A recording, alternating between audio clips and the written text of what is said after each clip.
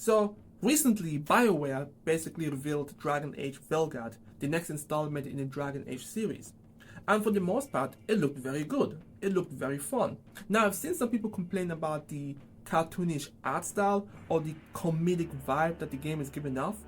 But for me personally, I've realized that graphics are not really what defines a game. I mean, look at the difference between Xenoblade Chronicles 1 and Xenoblade Chronicles 2. Many people also didn't like the anime style aesthetic when it comes to Xenoblade Chronicles 2, but when the game came out, it was super well received, so I'm not too worried about that.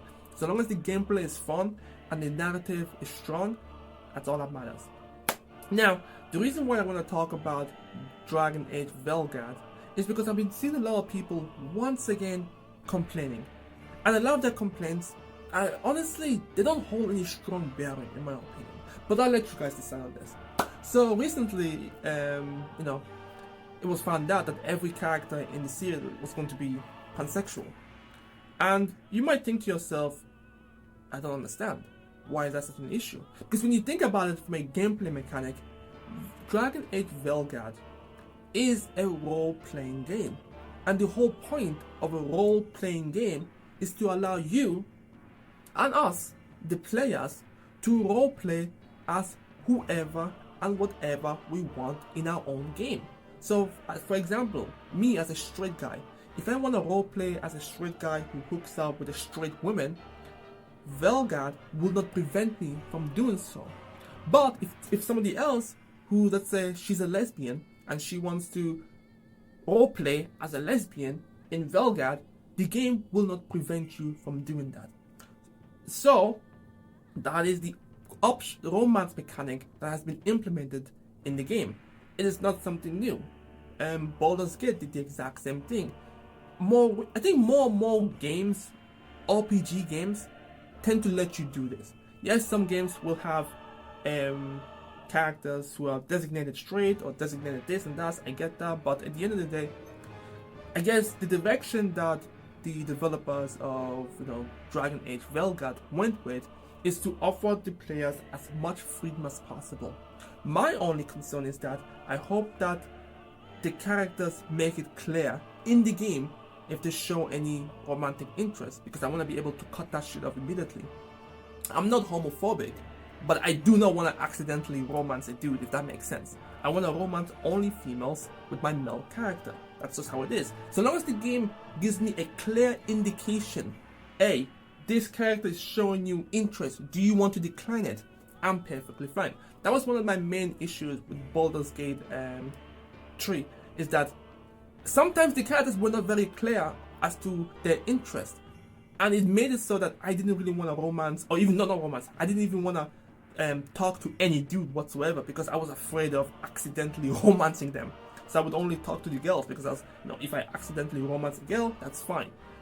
So I'm hoping that they make this very clear, because if they don't, then I would see a valid argument in this whole making every characters, pansexual, because, I do not want to interact with a dude, and before I realize that I'm locked in a scenario that I do not want to be in.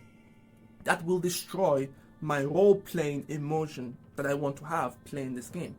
But if they make it very, very clear, or at the very least, the bare minimum, when you highlight a certain, dialogue option, if that dialogue goes pink, that gives me the indication, okay, this will lead to a romance option. I can avoid it if I'm talking to a guy. Does that make sense? But for the most part, when you think about it mechanically wise, I think it's a pretty okay option. I think it's not a serious problem, right? Giving players multiple options and how they want to play that game has never been an inherent bad thing, in my opinion personally. I've never really understood why so many people take an issue when game developers give players more option in how they want to play the game. But people took that as, oh my god, we've been LGBTQized, or we've been hit with the walkway, or whatever the case may be. I'm like, look, don't get me wrong, there are cases where things can get woke. I get that, like 100%. But this one, I'll be honest with you, like I said before, like I explained in the video right now, is that so long as they make it very, very clear when I'm entering into a romance situation, I'm perfectly fine with it. But if it's like Baldur's Gate 3, where I don't know when I'm ending up in a relationship with a character, then I'll be on you guys' side and I'll be like, yo, I don't want this shit. Because it breaks my emotion, it breaks my, role playing that I have in my mind. Yeah, and then also people are starting to complain about how there's black elves and Asian elves, and that, elves is usually a German folklore. But the thing is that Asians and Africans also have elves in their folklores. They do. They really do. I think the Wolf people have their folklore when it comes to elves, who are kind of like silverish looking elves who are like tall and that stuff. Somalis have their elves, and I'm pretty confident Asians have their versions of elves too. The concept of, like, if you really think about it, every mystical creatures like goblins, dragons, mermaids, all that stuff, you will find the equivalent in every culture.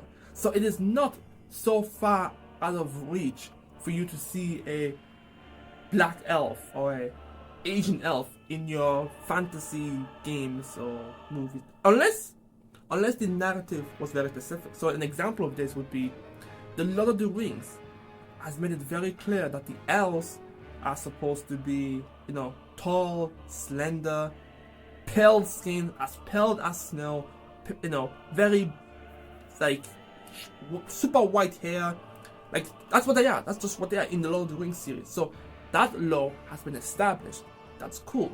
But the concept of an elf is not universal. It's not a universal, they all have to be white, right? I mean, look at Japan, for example, when it comes to anime. They don't stop with just the typical elf standard. They have brown-skinned elf, short elf, thick elves. They have all the elves. Sometimes I would feel like Asian, Japanese people have a superior depictions of elves than the Western. But that's here and there. But yeah, let me know what you guys think. Do you truly believe this to be a wokeism thing, or do you think it's just BioWare? Maybe using the word pansexual might have triggered some people. I will admit it's a bit of an odd thing to say, but the definition of what that word means, it's pretty clear. It just means you can mess with anybody of any race or gender, whatever. That's just what it means. Yeah, let me know what you guys think in the comment section below. For me, the game looks fine. It looks very interesting. I'm definitely gonna be keeping an eye on that game going forward. And yeah, it's a role-playing game, and as far as I'm concerned, any game that is a role-playing game should technically allow the players to role-play however way they want, so long as it stays within the confine of the canon lore that has been established in the series. If that makes sense. It's a bit weird for me to say, but role-playing games should be free. I'll catch you guys next time. Peace.